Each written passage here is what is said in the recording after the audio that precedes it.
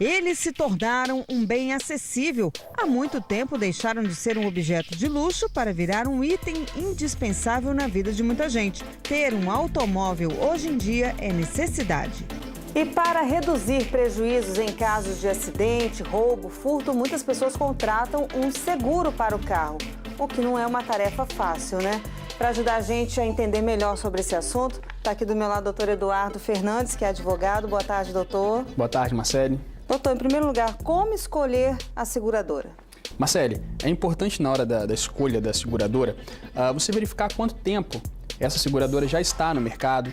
Existem muitas reclamações a respeito dessa seguradora. Isso você pode verificar junto ao Procon, junto aos sites de reclamações na internet, hoje muito comum, e no próprio Tribunal de Justiça, verificar se existem muitas ações. O passo seguinte é analisar o contrato? Esses contratos, na sua grande maioria, eles são regidos pelo Código de Defesa do Consumidor. Talvez dois mais elementares desses direitos são, na verdade, o direito à informação precisa e clara dos termos do contrato e também a vedação de práticas abusivas. Nós temos uma muito comum que é a inadimplência do consumidor. Quitou 8 parcelas, 7 parcelas do seguro e necessariamente não foi notificado a respeito desse atraso.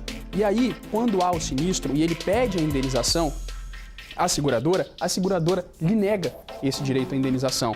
Tem que ser observada a boa-fé do consumidor, que não foi notificado, que cumpriu quase na totalidade o contrato, e aí ele não pode ser negado o direito à indenização. Há também aquela questão da cobertura para pessoas entre 18 e 25 anos. O simples fato do sujeito ter entre 18 e 25 anos não é uma causa de aumento de risco. Não sendo uma causa de aumento de risco, se for o único fundamento pelo qual a seguradora está negando a indenização, deve ser demandada também em juízo ou mesmo uma composição extrajudicial que deve ser sempre estimulada no sentido de pagar a indenização.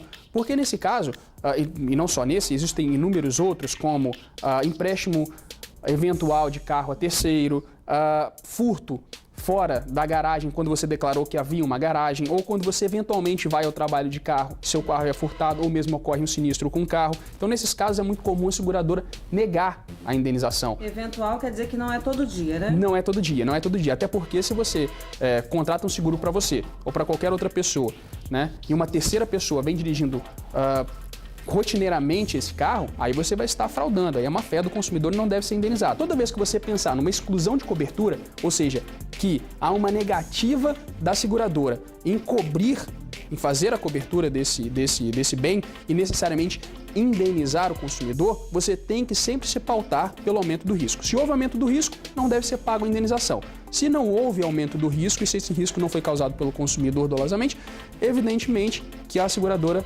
deve pagar. Doutor, a Sônia Silva, lá de Cariacica, mandou o seguinte questionamento. Ela foi contratar o seguro e no contrato estava escrito que só poderia levar o carro em uma determinada oficina em caso de acidente. Isso não é correto, né? Isso se equipara àquela situação do cinema, muito comum, em que, olha, você só pode entrar com esse refrigerante na sala de cinema se você comprar aqui na lojinha do cinema, na bomboniere do cinema, a venda casada. O consumidor, ele tem o direito de levar naquela oficina em que ele tenha confiança, e isso, se a seguradora negar, ele deve exigir, inclusive judicialmente, se for o caso, e também, é lógico que há o direito da seguradora de, terminado o reparo, ela verificar se está tudo ok, até porque ela vai continuar assegurando esse bem. E qual que é o prazo para receber essa indenização? Tem um prazo? Depois que toda a documentação estiver ok, toda a documentação já depositada na seguradora, a seguradora tem 30 dias para fazer o pagamento dessa indenização ou, no caso de furto, buscar, de alguma forma, o veículo onde quer que ele esteja. Se esse prazo não for cumprido, você pode exigir judicialmente que seja cumprido o contrato. O consumidor deve ficar atento também a esse valor a ser pago. Por quê? Porque no contrato dele vai constar se esse valor é um valor referenciado ou se esse valor é um valor determinado. Qual a diferença, Marcele? A diferença é que se você contratou um valor referenciado, no momento em que for efetivado a indenização, efetivado o pagamento da indenização, será aquele valor da tabela FIPE, a famosa tabela FIPE. De modo que, sendo o valor determinado, independentemente do valor do seu carro, se você contratou, se você fez um contrato e o valor de 100 mil, seu carro hoje vale 10, necessariamente você vai ser indenizado em 100 mil, porque o valor determinado no momento da contratação foi de 100 mil. Então, ficar muito atento se o valor foi determinado ou referenciado. Doutor, se uma pessoa atropela alguém e o carro possui esse seguro, o que ela faz?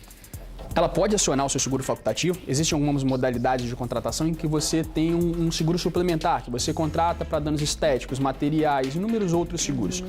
Mas, de toda sorte, se você atropelou essa pessoa também é segurada. Não pelo seu seguro, mas pelo seguro obrigatório, o conhecido seguro DPVAT.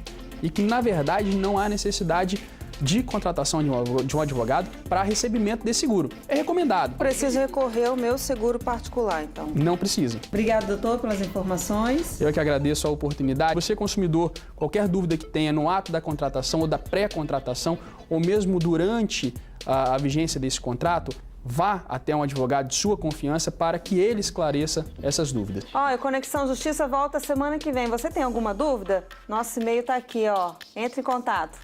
Tchau.